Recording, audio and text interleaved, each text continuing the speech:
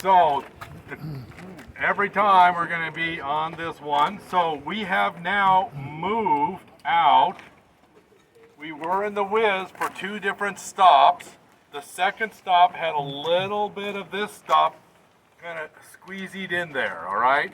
So we've seen that Pollock Mountain amphibolite equivalent caught up in the Whiz.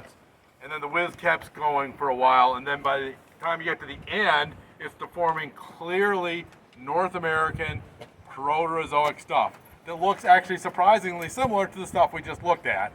And so you need to be very careful. Detrital zircons in that stuff are also very useful because the detrital zircons from the North American stuff go way back, right? They go into the Archean, older than 2.5 times. Whereas everything from here on out, from what we're going to see from the rest of the day, the oldest thing is going to be Permian. That's the oldest stuff we're going to see.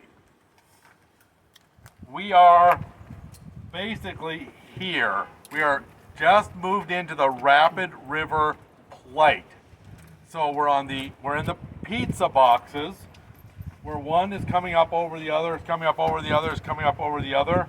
And we're in this stuff, the Rapid River thrust. So in terms of space, we're on this funny symbol right there. Okay? So that is the symbol of an anticline. This is the lake, okay, so that's the Lake Creek Bridge. And we are in the Lake Creek anticline here. Okay. So an anticline is like an arch, right? And a synform is like a smile. So we're going to see a synform later today, but this is the arch version. And you're like, yeah, right. Okay, so work with me here. If you gotta squint because you're looking through a bunch of junk here, but basically, if you look up there, there actually is some faint layering you see that's like this. Yeah. Right? Exactly.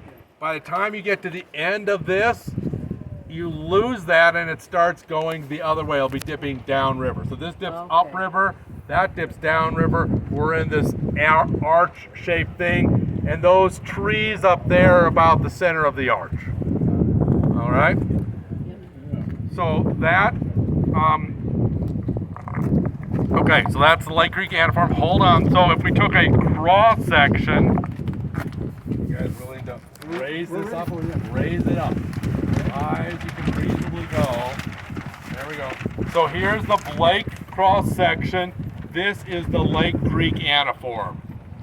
So it's this stuff above coming over like that. So this is the lightning. So, okay. So the one thing about the pizza boxes is when Nick was talking about the pizza boxes, there were like a bunch of stuff. They were all the same stuff and they get piled up on each other. This stuff never was really this stuff was never really this stuff. This is just different plates with different junk. So this middle one, the Rapid River thrust, actually has a stratigraphy you can see in it. And all right, Ellen's gonna have to keep me honest on this one. From the top down, it's Rush Creek, Bird Creek amphibolite, Lightning Creek, Fiddle Creek. Ellen? Basically, it's the Race Creek schist, not the Rush Creek. Oh, right, Race Creek. Sorry, we're trying to change it because it's named Squaw Creek, and we should not be naming things Squaw anymore. So that's part of my confusion, but whatever. I'm living in the past. So we're looking at this antiform. I will put out a copy of Dave Blake's map. So this antiform has this weird thing where it is like an arch, but this arch plunges, which is to say it's not like a horizontal line, but the whole thing bends down this way. So what you'll see is this pattern of this stratigraphy that goes down. And so you'll see this a fold there, but it's a plunging anticline. That's a very confusing concept. It's a really 3D concept, so we can work on that. All right, Ellen, will you figure out what stop number we're on in the guide? 1.3. Is the folding coincident with the thrusting? Correct. Okay, this folding happened at the same time the thrusting happened. It's all right. If you take a horizontal sheet and you bend it like this, you've shortened it in a horizontal sense. So we generally see folds and reverse faults at the same time. They're called fold and thrust belts, and so this is a fold and thrust belt. And so that's in the rapid river. So it's going to have an anticline here, and then we're going to see a syncline out by Riggins called the Riggins syncline. So we have an up and a down here. A sine wave. It was a sine wave. Okay. Yeah, Nick. So this squishing here, or this folding and faulting, is it the same general time as when we're squishing the Pluton at our first stop? Great question. Okay, so when did this happen? It's an order. This one seems to squish first, the Pollock Mountain, which we drove through, but we didn't stop in because there's just no place we were pulling off this many cars. This one squeezes from about 145 to 130. This one seems to squeeze from about 130 to about 115. And this one, we don't know. And the reason we don't know is it's not squeezed enough to know when it happened. It produced no new minerals. So it's really hard to know when that one happened. So this one squeezed, stopped squeezing. This one squeezed, stopped squeezing, and then it stopped. It's totally stopped. Then this thing takes over. And it not only squeezes, but what you can't see in and out of the page, it takes this stuff and it pulls it, right? And all of this has to move out of the page all the way back to Boise. Nick. All winter we were talking about the hit and run model, and you are, as far as I can tell, Mr. Hit and Run. And the big hit is 100 million years ago, which we had at our first stop. And the second one too. The second one too.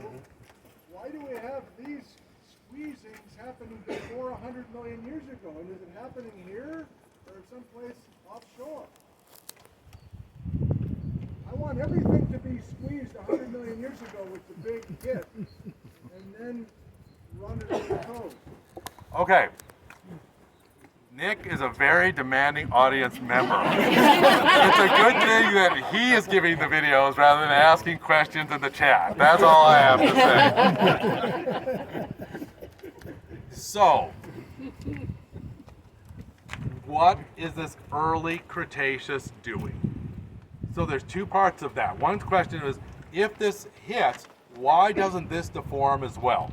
Right? So that's one part of Nick's question. The reason is, this stuff is hard.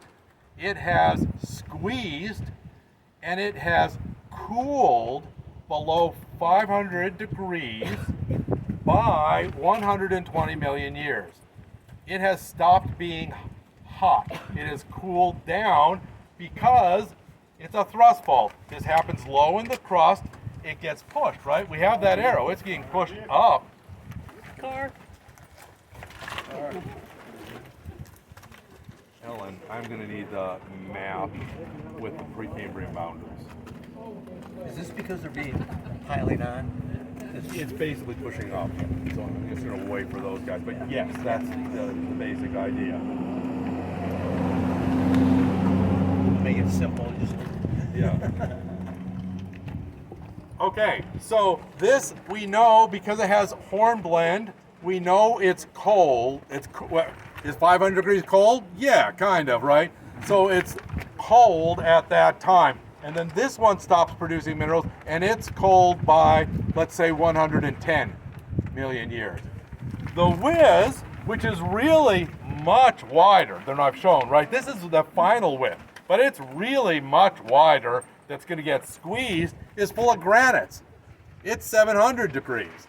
So are you going to squeeze the hard stuff that's like at 400 degrees, or are you going to squeeze the really mushy stuff over there, right? You squeeze the mushy stuff and you extract it, and it just pops up out of the crust. So, and the other thing about that is, remember, you're running the whole insular terrain. It's very long, but the magmatic arc in the U.S., we are sure, runs all the way down to Mexico.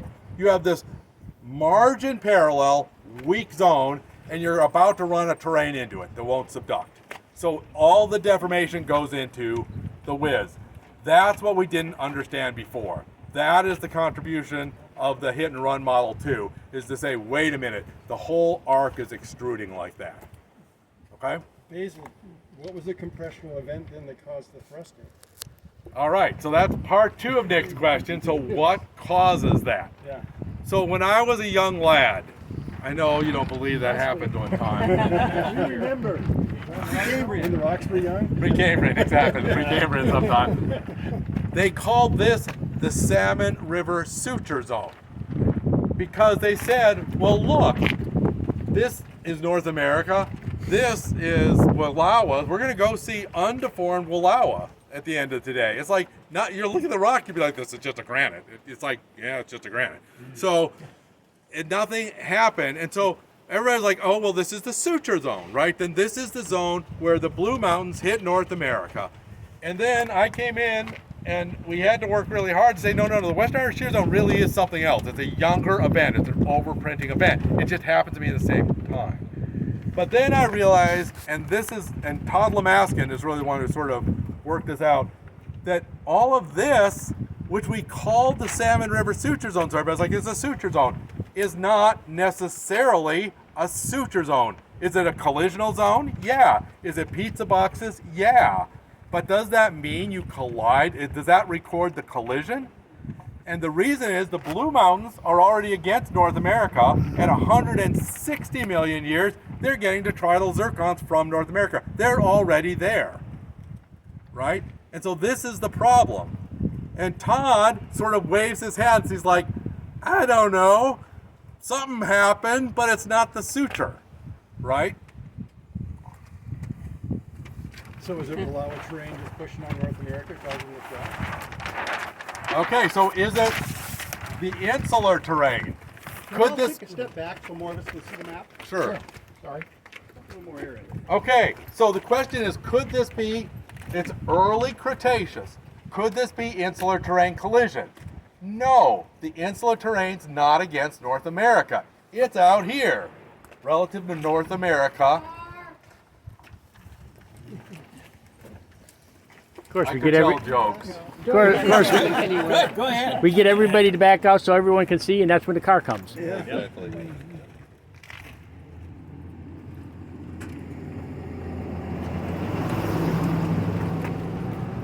The standard question of the cars is, what the hell is going on over there? Okay, so this can't be the insular. It can't be the Blue Mountains original collision, the Blue Mountains, because they're already there if they've got detrital zircons from North America. So you're left with this problem that Todd sort of waves his hands like, I don't know. But hold on. The problem is the Blue Mountains are there and they're a complete stratigraphy.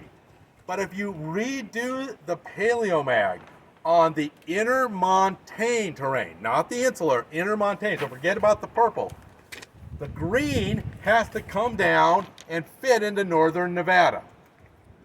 Right? That's where it puts it.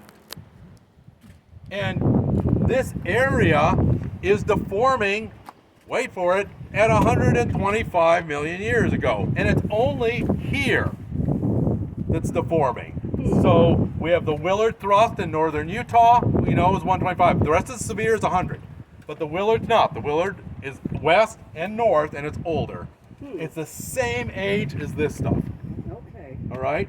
There's this weird Elko kind of orogeny. It's a northern Nevada only orogeny, and it's a 125. The intermontane terrain prior to, so it collides, yes, but it has sinistral motion. Oh. You have basic, what I think is going on, and this is conjecture, is that the insular terrain is actually moving south, and it doubles up the insular terrain. That this fits, You said insular. I'm sorry, thank you. You're doubling up the intermontane terrain. And so it pushes down. Why does it stop? Is it gets to a transform fault. It gets to this one where it's called the Snake River, because it happens to be along the Snake River, which is along the Yellowstone hotspot track. Think about that for a second. Yellowstone is following that track. That is a pre-Cambrian transform, okay? This part of California sticks out. And so the intermontane, thank you, cannot get past this. It gets stuck. And it pushes in and it forms a small but localized orogeny while all the plate motions push the Pacific Basin south. And we see that same orogeny only in a few places in Canada, but one of them is this little band, which is the same problem. It sticks out.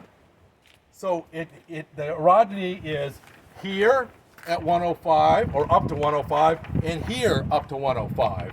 It stops being an orogeny, and then the orogeny goes into these corners.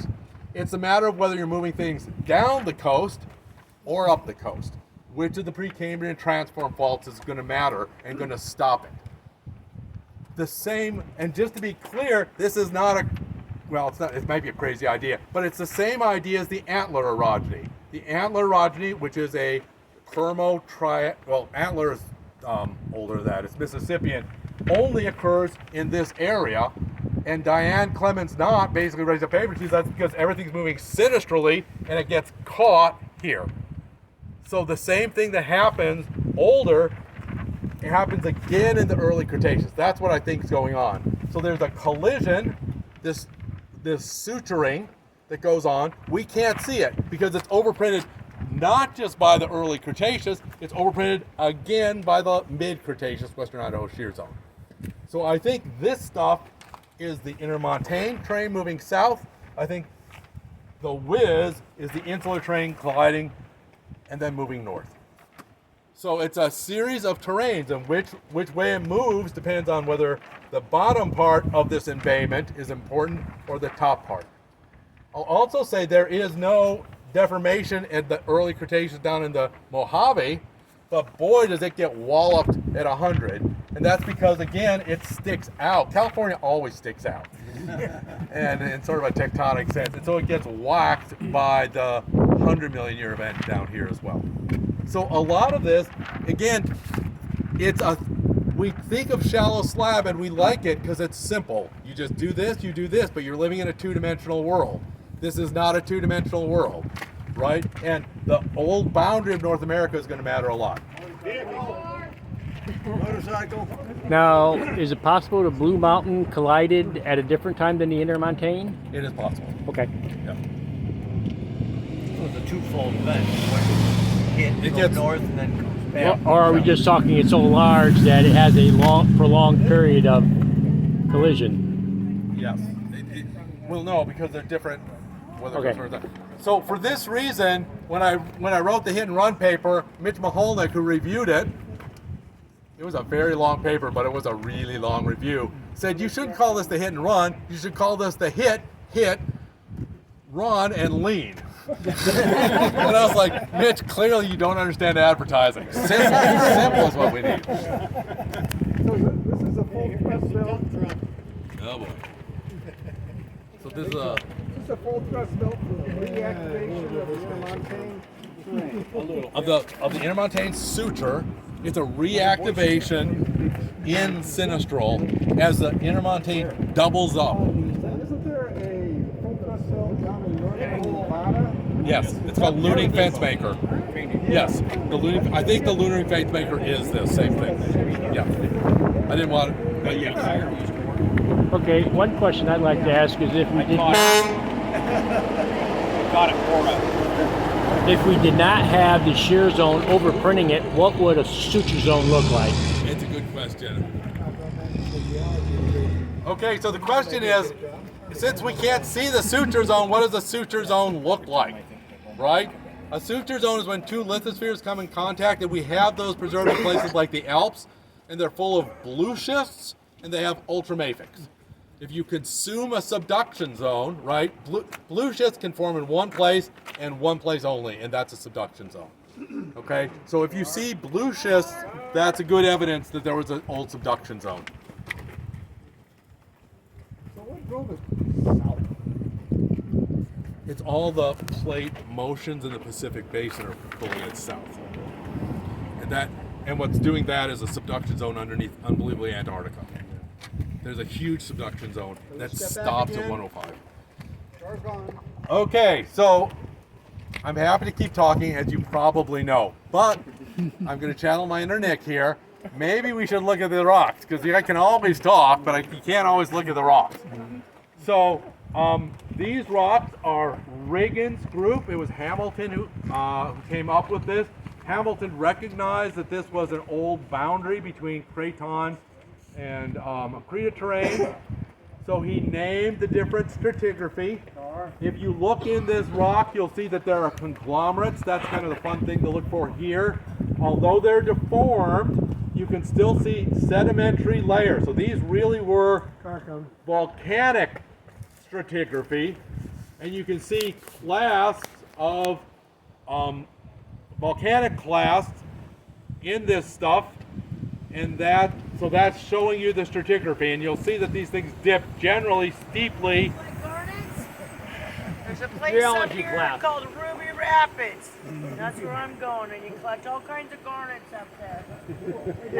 Thank you. Good luck. So you said this is sedimentary, lava sedimentary. Yeah, exactly. Yeah. There's some sediments in here as well, but it's mostly it's always back and forth. Okay, so we're just gonna go look at rocks. There's Ellen will be out there, Stacia will be out there, just looking at different things. Metamorphosed at about in the early Cretaceous, we're gonna say about 120 million years ago. That's when the metamorphism happened, and folded while it was thrusted to the west. Basil, what's the plate term? Well, you use the term plate. A plate just means the stuff that's above the thrust fault. So we just pulled it down.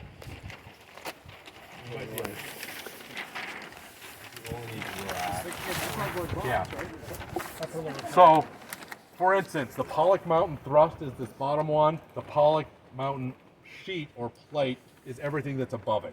The Rapid River sheet is in this emerald green, and then this Heaven's Gates in the gross green. So those are the plates. What forces have